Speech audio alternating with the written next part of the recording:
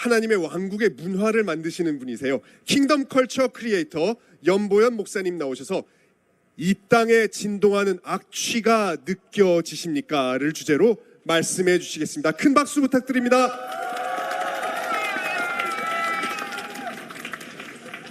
여러분, 하나님께서 우리나라를 돌보고 계심을 믿으십니까? 아멘. 그 믿음으로 우리가 지금 이곳에 있는 줄을 믿습니다. 아멘.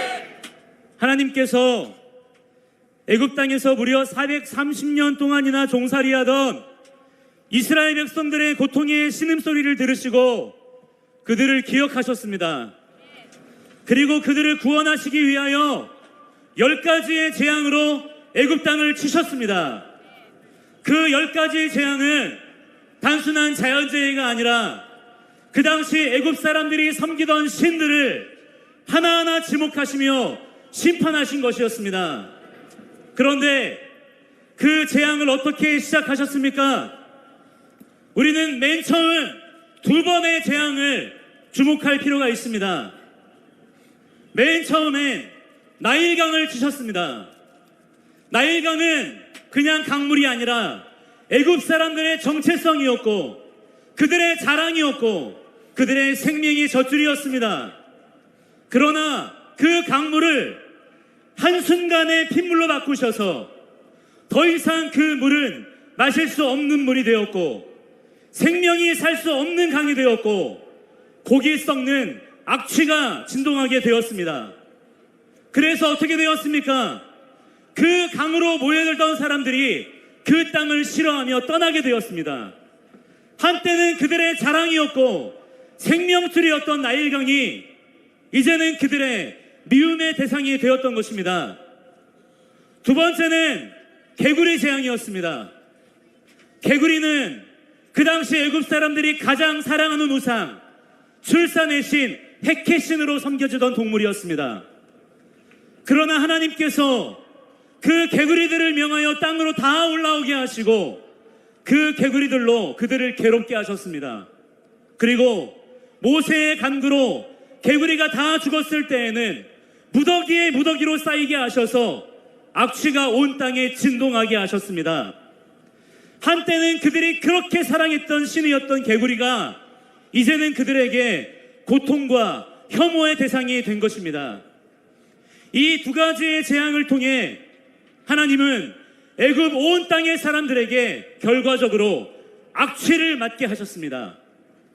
그들이 그렇게 의지하고 사랑하던 것들의 진짜 실체가 무엇인지를 알게 하신 것입니다. 지금 우리나라 가운데도 곳곳에서 악취가 진동하고 있습니다. 여러분, 이 악취가 진동하는 것이 느껴지십니까? 그들이 그렇게 자랑하던 민주화 운동이 사실은 공산주의 체제의 전복 운동이었음이 드러났습니다. 그들이 그렇게 자랑하던 애국심은 하나님이 세우신 조국 대한민국에 대한 것이 아니라 중국에게 셰셰 하는 것이었음이 드러났습니다. 겉으로는 국민들을 위한다고 했지만 실제로는 국민들을 자기보다 열등한 존재로 여기며 검열과 고발과 탄압을 일삼고 있습니다. 대통령의 고유 권한에 따라 합법적으로 진행된 계엄령을 불법 계엄이라고 하더니 정작 지금 이 나라의 사법체계가 어떤 세력에 의해서 무너지고 있는지 온 국민들이 똑똑히 목격하고 있지 않습니까? 여러분, 우리가 지금 이 악취를 다 맡아야 합니다. 피하거나 고개를 돌리지 마시고 다 맡으시기 바랍니다. 그리고 지금의 이 악취와 고통을 기억하시기 바랍니다. 그래서 다시는 이러한 세력들에게 힘을 실어주거나 동조하거나 지지해서는 안 되는 것입니다. 지금 수많은 국민들이 그 악취를 맡고 이들의 실체를 알게 되어 그들 곁을 떠나고 있습니다. 수많은 10, 20, 30 세대들이 깨어나고 있습니다. 이 땅에 진동하는 악취를 통해서 시대적인 계몽과 변화의 역사가 지금 일어나고 있는 것입니다. 그런데 여러분, 세상은 이렇게 엄청나게 깨어나고 있는데, 세상은 이 악취를 다 느끼고 있는데, 정작 코를 틀어막고서 고상한 척하며 여전히 세상과는 마치 상관없는 자들인 것처럼 무시하며 방관하는 수많은 교회와 목회자, 교인들이 있다는 사실에 저는 너무나 마음이 비통합니다. 아니, 코를 틀어막고 있는 정도가 아니라 오히려 그들의 편에 서서 함께 악취를 풍기고 있습니다. 대통령 탄핵을 누구보다 적극 찬성하고 가장 먼저 앞다투어 시국 선언을 외쳤으며 이미 훨씬 그 이전부터 대통령 하야를 외치던 목회자, 신학교 교수, 기독교 단체 그룹들이 있습니다. 우리는 이 사실에 대하여 비통한 심정을 가져야 하며 그들에게 회개를 촉구해야 하며 하나님 앞에 이 사실을 탄원하고 올려드려야 하는 것입니다. 제가 유튜브 방송을 본격적으로 시작한 이후로 하루에 적어도 10몇 통, 많게는 수십 통씩 메일이 옵니다. 그 내용들이 다 어떤 내용들이냐? 목사님, 나라를 위해, 대통령을 위해 기도하고 싶은데 우리 교회는 단 한마디도 언급하지 않습니다. 기뻐하라고만 합니다. 복받으라고만 합니다. 어찌하면 좋습니까? 목사님, 대표 기도 시간에 대통령을 위해서 기도했더니 예배 끝나고 장로님들, 목사님과 면담을 해야 했습니다. 대통령이 불법적으로 체포되었을 때 너무나 가슴이 찢어질 것 같았는데 정작 목사님은 너무 잘된 일이라며 기뻐하는 모습을 보고 제 마음이 무너졌습니다. 마음을 놓고 나라를 위해 기도하고 싶습니다. 교인들 대다수가 좌파 지지자를 이어서 아무 말도 할 수가 없습니다. 교회 안에서 대통령을 저주하고 비난하는 말들이 나올 때마다 너무 가슴이 답답합니다.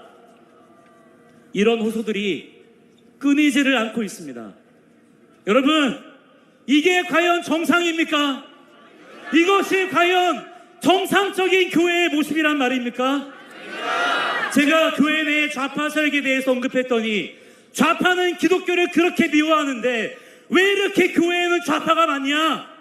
제가 그 문제를 언급했더니 좌파는 기독교를 그렇게 미워하는데 왜 이렇게 교회에는 좌파가 많냐? 제가 그 문제를 언급했더니 수많은 목회자들, 교인들이 왜 너는 사랑이 없느냐? 분열을 조장하느냐? 극우 목사다, 정치 목사다 라면서 비난합니다. 그렇다면 지금 이런 행태는 과연 사랑이고 연합인가요? 우리가 외쳐야 하는 그리스도의 사랑, 정의와 공의가 저 종중 세력들, 인본주의 좌파 세력들에게 굴복하는 것입니까? 그리스도의 사랑은 악한 자들과 손을 잡는 것입니까? 불의와도 타협하는 것이 연합입니까? 저는 그러한 생각에 절대로 동조할 수 없으며 신앙의 자유와 우리 자녀들의 인생을 위해서라도 끝까지 싸울 것입니다. 그래서 저는 이 시간 마지막으로 이 자리에서 한국교회 목회자들과 교인들, 신학교 교수들에게 촉구하고자 합니다.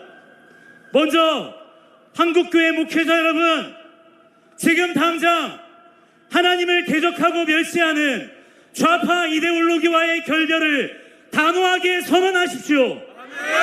대통령 하야를 외치고 탄핵을 지지하고 대통령 구속을 축하하던 목회자들은 회개하고 돌이키십시오.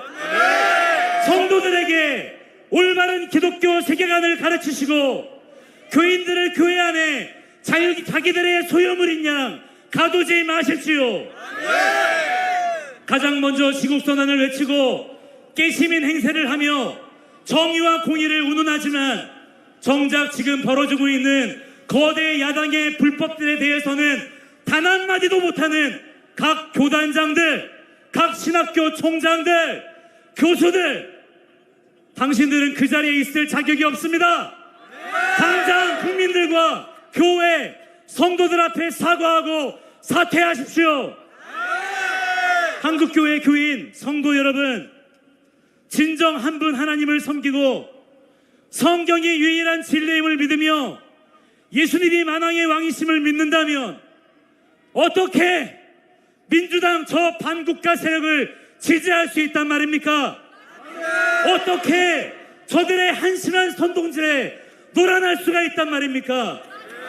어느 때까지 젖먹이 신앙에서 머물러 있을 것입니까? 정신 차리시기 바랍니다. 깨어나시기 바랍니다. 더 이상 목회자들의 책임으로만 전가하지 말고 이 모든 일이 나의 책임임을 자각해야 합니다. 마지막으로 저를 따라 외쳐주십시오. 한국교회여 회개하라. 한국교회여 회개하라. 한국교회여 일어나라. 한국교회여 일어나라. 한국교회여 깨어나라. 한국교회여 깨어나라. 감사합니다. 감사합니다. 연보현 목사님 큰 박수 부탁드립니다.